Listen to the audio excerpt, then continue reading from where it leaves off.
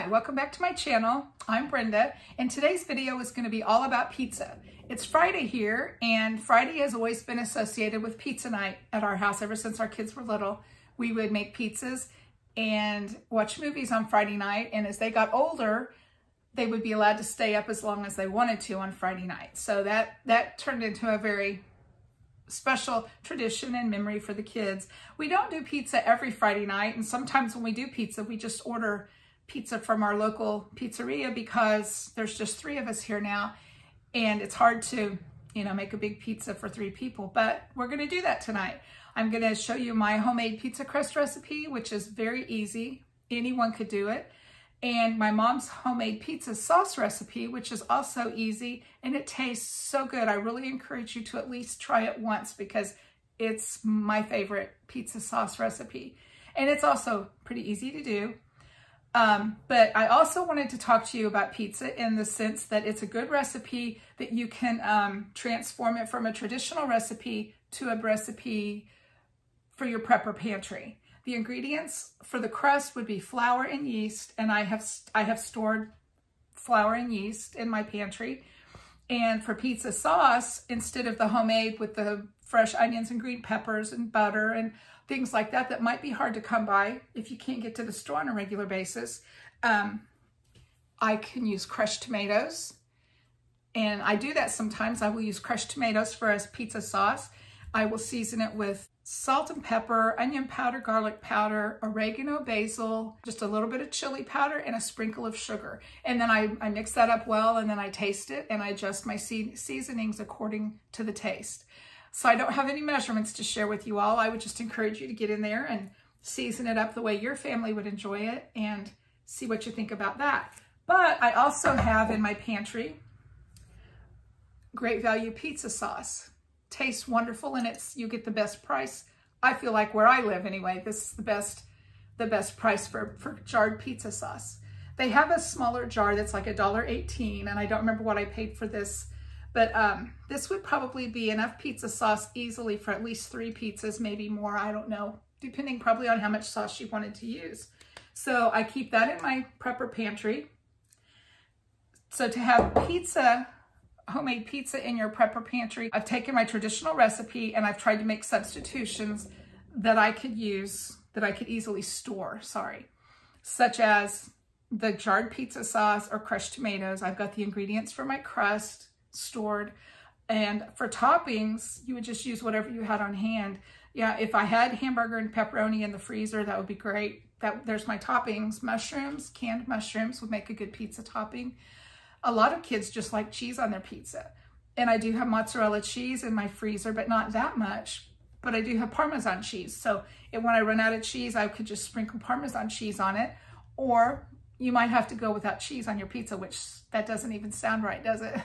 But there's ways to try to incorporate pizza into your prepper pantry because kids love pizza. It's a fun thing for them to eat and easy to store those ingredients for that recipe. So I wanted to share that with you all too. I'll be back in a few minutes, and I'll make the pizza sauce first because it has to simmer for 45 minutes, and then it has to cool to room temperature because the pizza crust has yeast in the dough. If you put that sauce on there hot, it will kill the yeast and your pizza crust won't rise at all. It won't be very good.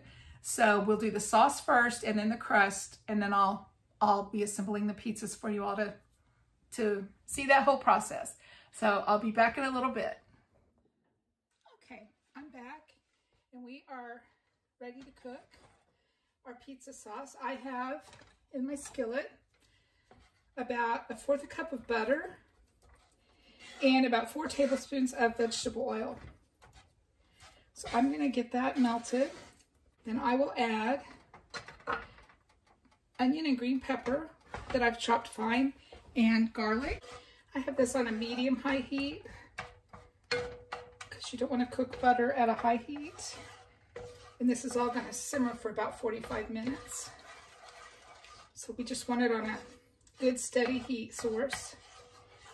Okay.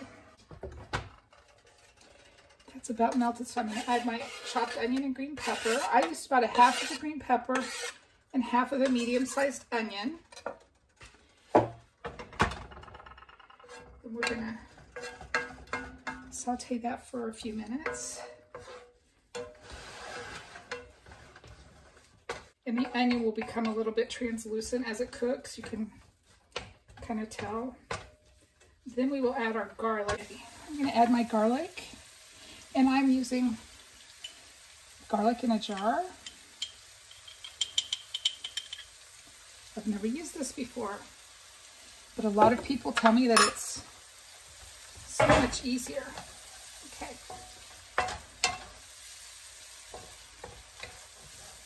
Oh, it smells really, really good, guys. I don't know if you can see or not, but the onions are starting to cook down. They're clear, becoming more clear. So I'm gonna go ahead at this point, and I'm gonna add 1.5 cups of crushed tomatoes.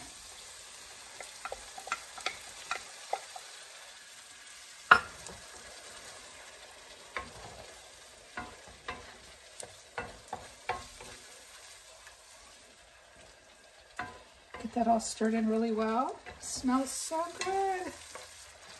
This brings back childhood memories when my mom would make pizza sauce. Okay. I'm gonna add some salt, about 1/2 teaspoon, a little bit of pepper,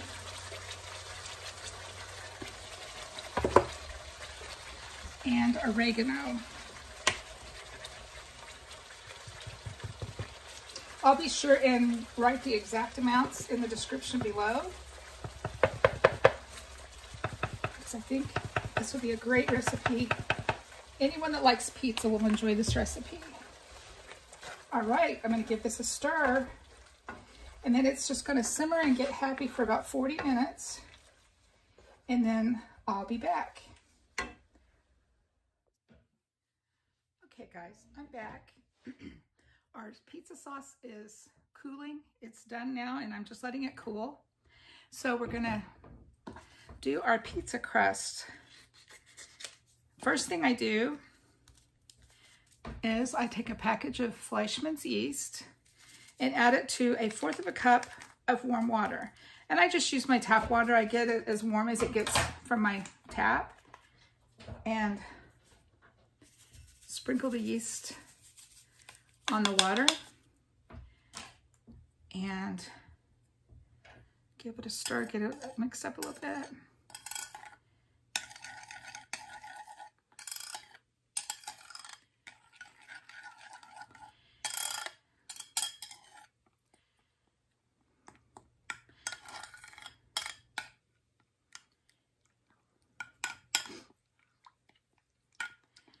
Okay.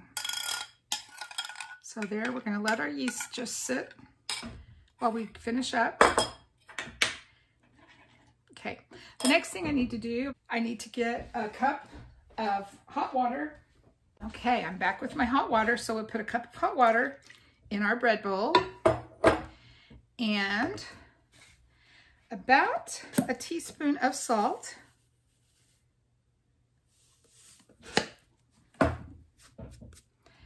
And about the same amount of sugar. Okay. Then we're going to take our canola oil. Any vegetable oil or olive oil would do just fine. And we're going to put about 4 tablespoons in. And I'm not measuring. Shame on me. Okay. Now we're going to stir this until you can't see the salt and the sugar in here, but you can feel it when you stir. You can kind of hear the sound of the granules. So I just give that a stir. It doesn't take long till they are incorporated into the water.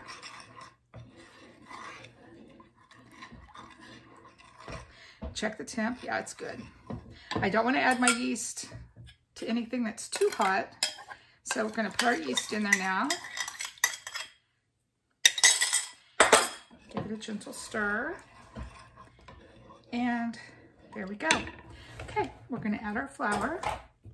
I will put exact measurements in the description box below. I just kind of add it until I can tell that it's enough.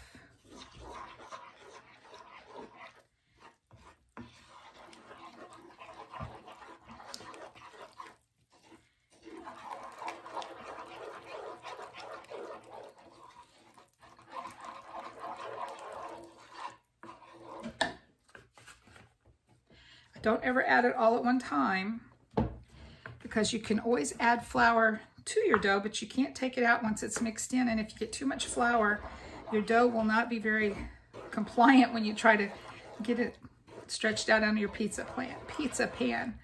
So I just add a little at a time and get that incorporated, and then I decide if I need more flour at that point.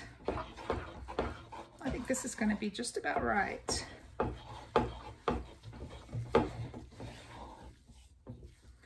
Okay, now I think I'm going to need just a little bit more flour, and I will use my hands to kind of see.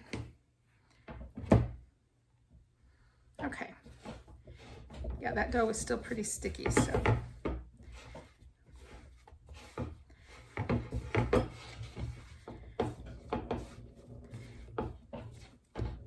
All right, I think this is good.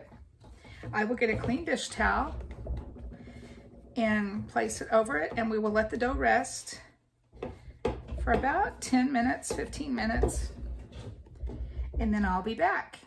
Hi guys, I'm back, and I think our dough is ready to make our crust.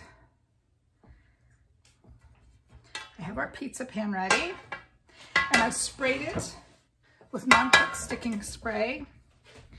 So we'll turn our dough out onto our pizza pan and sprinkle just a tad of flour so it's not so sticky while I'm trying to work with it. And just starting at the center, I just pat it towards the edges, around and around and around.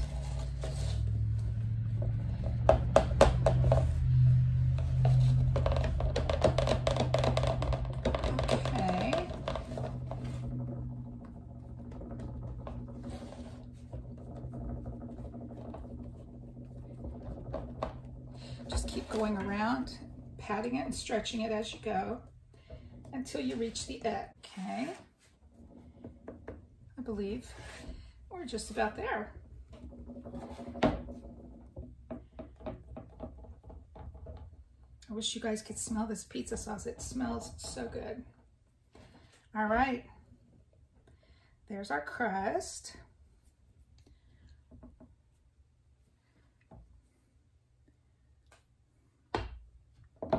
So now I'm going to take our pizza sauce, put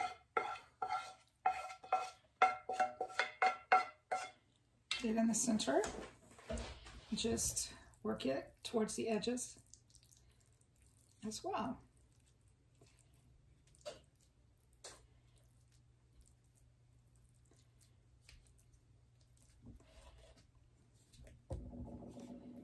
Okay. It's very thick.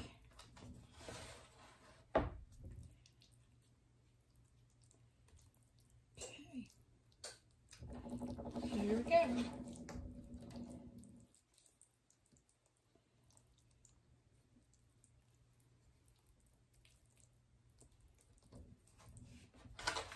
So this pizza sauce recipe makes just about enough for one pizza.